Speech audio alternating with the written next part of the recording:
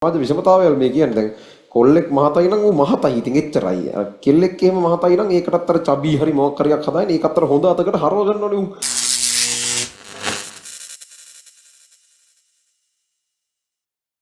ඒ වගේ එකක් තමයි මෙතනත් වෙලා තියෙන්නේ. කැටායනයක් තඩි වුණාම ඌගේ ද්‍රවීකාරක බලයට ඒක නරක විදිහට බලපානවා. ඇනායනයක් ලොකු වුණාම ඒකත් උන් කොහොමද හොඳ පැත්තට බැලන්ස් එකක් ගහ ගන්නවා. නැද්ද?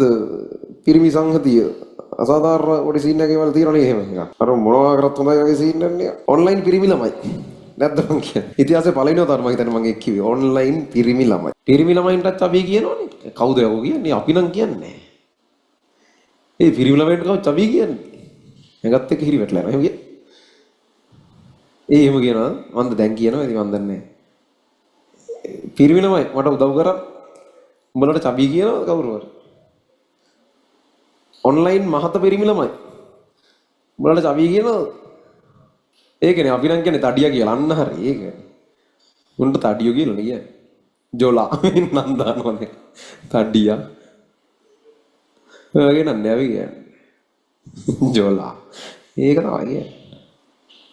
හොදම චබී කියන්නේ. අපි කියන්නේ තනියා කියලා. ලෝ අවුලක් නැහැ ඔව්. තනියා.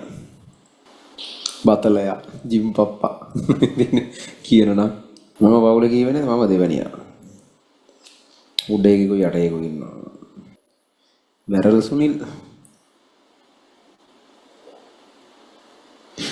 මොනවද තින්නේ?